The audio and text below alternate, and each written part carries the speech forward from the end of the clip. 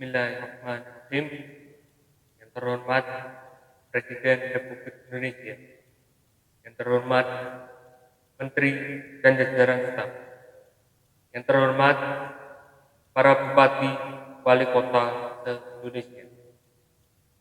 Di sini saya akan memaparkan mengenai penegakan kawasan tanpa rokok di Indonesia. Saat ini, lebih dari 60 juta penduduk Indonesia merupakan perokok aktif, yang mana jumlah tersebut akan terus naik dari tahun ke tahun, sehingga menetapkan Indonesia pada peringkat ketiga jumlah perokok aktif tertinggi di dunia. Selama 10 tahun terakhir, dari tahun 2011 hingga 2021, terjadi peningkatan sebanyak 14,5% jumlah perokok, atau jumlah perokok di tahun 2011 sebanyak 60,3 juta orang bertambah menjadi 69,1 juta orang.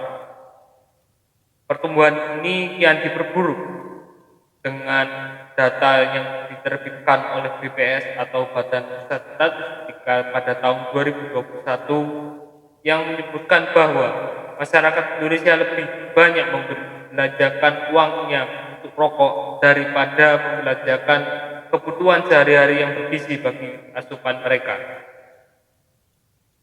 Strategi penegakan kawasan tanpa rokok di Indonesia adalah dengan cara mengintensifkan penegakan non-justisi, dan penegakan tersebut dilakukan dengan pengawasan dan penegakan sanksi administratif serta penegakan justisi yang ditutup sementara. Salah satu indikator yang disoroti adalah jumlah promosi iklan rokok di media internet yang sangat.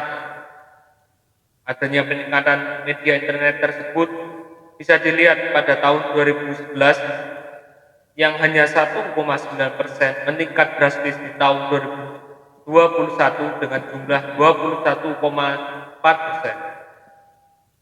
Fenomena ini berpengaruh dengan fakta bahwa pertumbuhan perokok di Indonesia linear dengan pertumbuhan penyakit tidak menular, terutama prevalensi penyakit kanker naik dari 1,4% menjadi 1,8%, kemudian penyakit stroke dari 7% menjadi 10,9%, ginjal kronis dari 2% ke 30,8%, diabetes dari 6,9 menjadi 8,5. Peningkatan prevalensi yang tidak menular, penyakit tidak menular, dipicu oleh pola konsumsi yang tidak sehat serta gaya hidup yang tidak teratur, dan diperparah konsumsi rokok menjadi pemicu utamanya.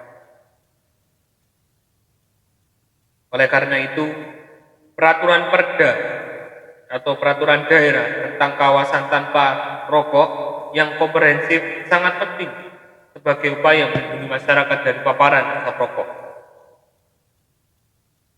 Salah satu upaya efektif untuk melindungi seluruh masyarakat dari asap rokok adalah melalui penerapan kawasan tanpa rokok.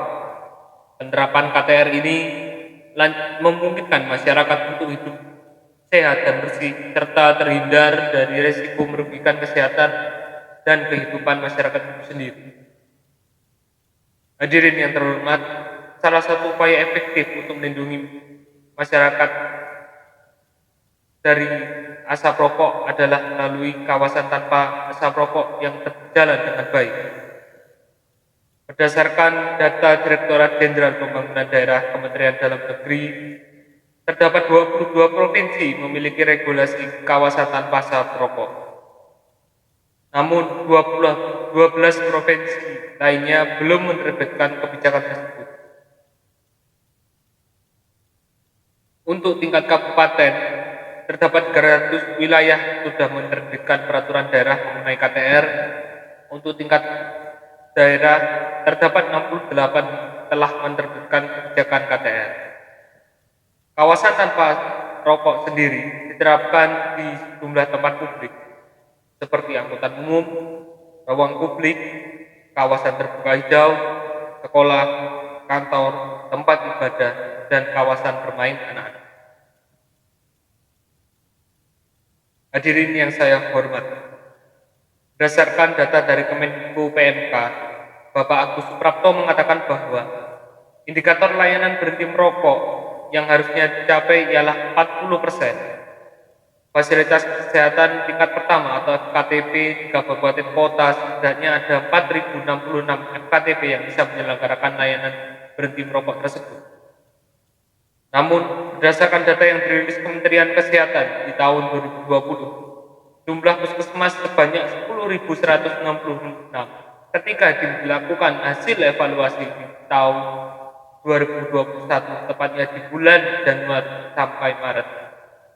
Ternyata hanya 253 puskesmas atau sekitar 2,5% puskesmas yang aktif melaksanakan pelayanan berhenti merokok. Jumlah ini tentu tidak sebanding dengan besarnya tantangan dalam menurunkan prevalensi perkiraan merokok oleh Bappenas. Tanpa upaya sistematif dan masif, maka prevalensi anak merokok pada tahun ini akan naik menjadi 9,1 menjadi 16% di tahun 2030 atau sebanyak 6 juta anak akan merokok di tahun 2030 akan mendatang.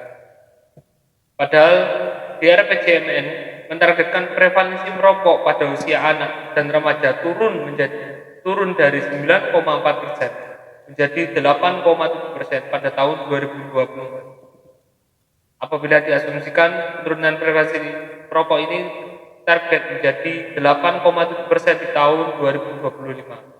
Artinya, pemerintah perlu merehabilitasi sebanyak 67.136 anak usia 10 sampai 18 tahun yang sudah terlanjur merokok dan sebagai perokok berat. Hal ini tentunya menjadi peringatan bagi kita semua untuk meningkatkan upaya-upaya target penurunan prevalensi rokok agar anak bisa terhindar dari asap rokok. Langkah tersebut bisa kita ambil yang pertama, komitmen pemerintah daerah untuk mengalokasikan prioritas pembentukan tarif pelayanan serta fasilitas kerja sama pelayanan antar sektor. Kedua, penyediaan komponen input yang melalui STM konselor berhenti merokok. Ketiga, yaitu integrasi program dan layanan berhenti merokok seperti program screening kesehatan di sekolah, program stunting atau program Indonesia Sehat dengan pendekatan keluarga. Kurang lebihnya saya mohon maaf.